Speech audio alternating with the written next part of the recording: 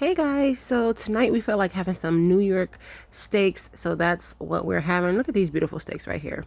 I know this isn't my regular intro, but when we have these short videos like that, I'm not going to do the intro, but we have these New York steaks here. I'm just going to season them up. I'm going to be using a cast iron skillet, as I just showed you, and we are not going to go too crazy with the seasonings. I discovered something new. I was at Popeyes, and I always see this, I think it's called sparkle or sprinkle sauce. At Popeyes, it's like a seasoning in a pack, and I guess they want you to put it on your chicken, but I'm like, the chicken is already perfect at Popeyes, so let me get this seasoning and see what it tastes like. So yeah, sparkle, Cajun sparkle. So I got it and I tasted it. I'm like, this is a pretty good seasoning. So I brought a bunch of it home. Yes, Popeyes, because y'all always have a bunch sitting up there. I bought this Cajun sparkle home. I got an empty seasoning container, and I just put all of that Cajun sparkle in that container, and it had to me, this Cajun sparkle was a little bit salty, so I broke it down and added some more garlic to it. And so that's what we're going to be using to season our steaks.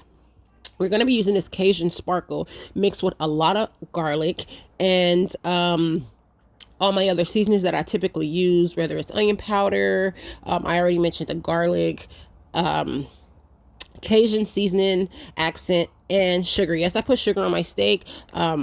It makes for a good caramelized look and taste, and it balances out flavors. So this is the Cajun sparkle that I put in that little container right there that I just showed you, and I broke it down with some garlic. So we're just going to season this a good amount on both sides, as I'm doing right here. And we're going to add some black pepper.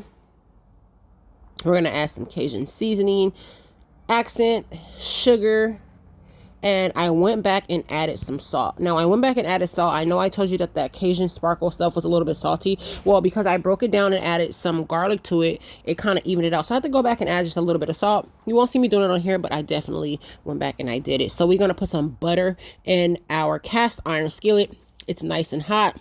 We're going to let that butter get a little bit brown, because when the butter get brown, once we drop our steaks in that brown butter, it's going to put a brown color on our steaks. Just to my liking, it's going to put a nice golden brown color on our steaks. So now we're just going to lay down our New York strip steaks into the skillet with this brown butter, and we're just going to let it cook on one side for a good 5 or 6 minutes, and then we will flip them over. Now, I don't know about you guys, but I like lots of onions and fresh garlic in my steak, so that's what I'm going to do.